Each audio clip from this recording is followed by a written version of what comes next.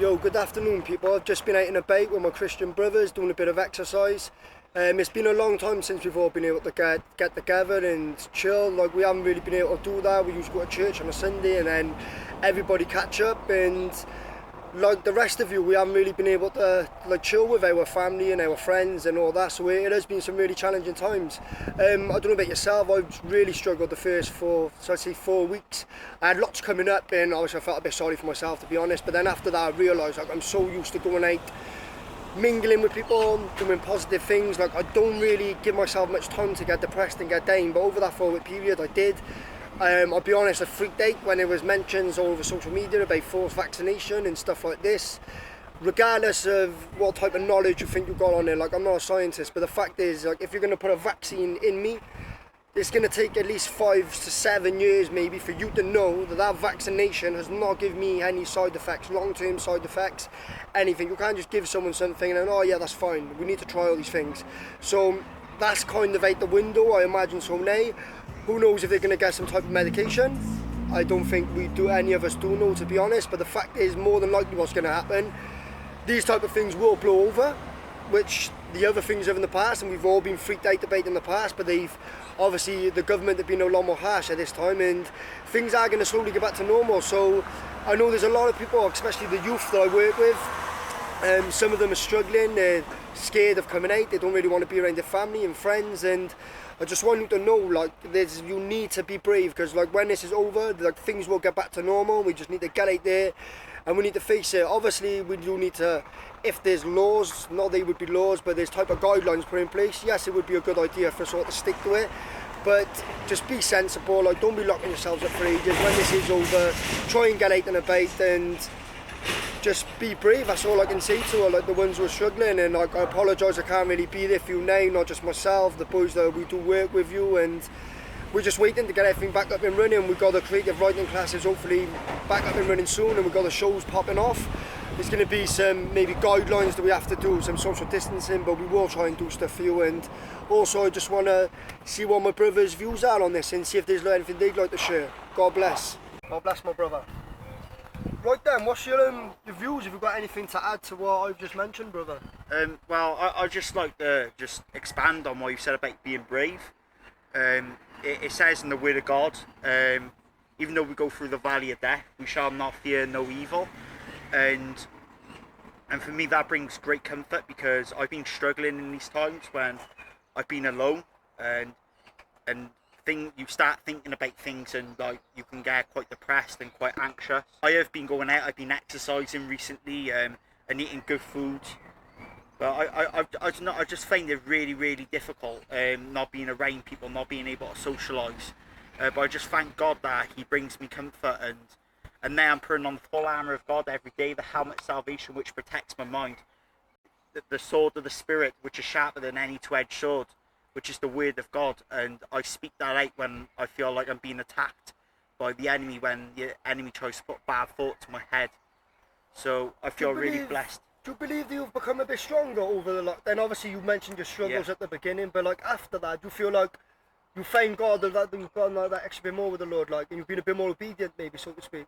I find it extremely difficult to get a relationship with the Lord, where I was used to doing things a certain way, going to church, being with brothers, and my relationship with the Lord did almost fall apart. But then the first part of the first part of it, and then all of a sudden what happened was that the Lord started working with me again, and I started to press Him more. So thanks to those online things. Yeah. Well, could we give a big shout out to any churches that have done that? Because I will have to agree with you on that. Like, without that, there'd be no type of fellowship there within the church for our brothers. Like, absolutely. I just want to shout out to all the churches in Newport, not even just Newport, across the UK or across the world, doing this sort of thing online, speaking to people, because I know a lot of people have been reached, even though they don't go to church, they don't believe in God, and now they're tuning in and watching these things. So the addicts and all that, the suicidal people as well. Like, literally. Exactly. So it is like a positive has come out from it in that sense. But to be honest, I just can't wait for this to all be over now and go back to normal, and be able to just spend time with people that I care about, and being able to go back out on the streets and helping people as well. Jack does a lot of preaching, fair to him. As you know, I've always in time busking, and Jack rolls up with his speaker and he's just preaching on his own, man, and it's inspired me though as well, because obviously I see Joe and yourself doing that. Like, when I'm speaking in school and stuff like that, it's a lot different, like, and I do understand that, and that's why I admire what you all do. Fair play to you all. Is there anything else you'd like to add to that? Wait, I wanted to ask you, what is the one thing you are missing you're really looking forward, apart from like what we've mentioned with the church, like some type of activity, or is it food, or going to a certain place? What do you want to get involved in? Like, what do you want to be your first thing? What are you really missing? Just missing people more than anything. I think that's the one key thing. But the one thing I really want to do, when this lockdown is over and like when the government say it's safe to do things again, is be able to just go travelling, maybe go France or something, and just spread the gospel of Jesus. Some big plans, bro. Yeah, big plans that I've got anyway. Right, it's lovely speaking to you, brother. Yeah, nice one, bro. Next up, we've got my brother John Payne. Come and sit down and have a chat with me, my brother. Come on, brother. Yup. Good to watch, John. Yeah, man, all good, bro, all good. Right then, me and John got some pretty mad views, but we won't go too deep into the views. But what I will say is, when this came out in China, I went around interviewing people, asking them what their thoughts was on everything, and I kind of highlighted that I thought it was exaggerated, and the death tolls and all would be manipulated, and just little things like, obviously now we're all questioning stuff now. We're so all gone past. I don't think so many people are angry at what my view was then, because the majority of them now have gained that view as well. Like, so a lot of us have woke up. What would you bring to the table with all the views, John? What were you saying? I just think people need to start looking a bit deeper into it, you know, because, I mean, it's common knowledge out there, these things are patented. Like, these are viruses that were made by man. This is not conspiracy, this is fact, you know what I mean? These things are out there, so we need to look past that, kind of give ourselves or look to God a bit more, because these things, like I say, we promise they won't touch us. For a person of faith, when they believe in God, we look to him rather than these man-made kind of ways. And if you look at the way the media have kind of pushed things, it shows that it's man-made, you know. They want to keep people in fear, and people need to just see a bit, you know, further past what's being put to them on the media, I think. Definitely. Speaking about the media, what's your views on everything now? Like, we've gone from like everyone's scared of going out to like obviously they don't want to catch COVID, and then now there's hundreds and hundreds of thousands of people, like, not even just America, but everyone's getting out in the streets now protesting and all that. But it's a bit more bigger than that, obviously, in there. Like, with the incident that happened, the sad thing with the police officer and the black gentleman. Yeah, what's your views on this, brother? It's happening, bro. Like, racism is still going on in the world. It's been going on for years. We can't, as a white person, I feel that I need to speak up, because we can't just hide away from this. This is going on. This whole country, I believe, I can see it within the royal family and stuff. It was built on racism. This is no denying it no more. There's another black man that's died again, black brother, RIP again. And this is happening. It's rippled onto London, and rightly so, because the world do need to wake up. I mean, I don't condone all the looting and all what's going on there, because like I said, I put my faith in God. But I can definitely see what's going on. I'm not about to hide it. I'm going to speak up. And Black Lives Matter, because we've been protesting for our rights, and people have been protesting for all their rights, and it's about time that the black man gets to speak as well, because this has been hidden away and tried to be palmed off as not happening, but it's going on in the world. It's been seen as normal, isn't it? Like, to be honest, when I look into like things about the history and all that, I don't feel too proud to be white, to be honest. Straight up. I genuinely mean that, and like the things that we've heard, like, it's fact. Like, what do you think about the people that don't accept? Oh, there isn't racism. This is racism. Is that a sign of racism themselves? Obviously, them being a racist. Well, it's just underlining what they think, in it. Do you know what I mean? It's underlining what that person or individual thinks. For me, I am a proud white man, but at the same time, and I look to God for everything. And for me, I was lucky and blessed enough to be brought into a culture that's mixed. You know, we got Asian people and people from African ancestry, and like I said, I'm white, and I've come from an Irish heritage, and I just think that it's a lot deeper.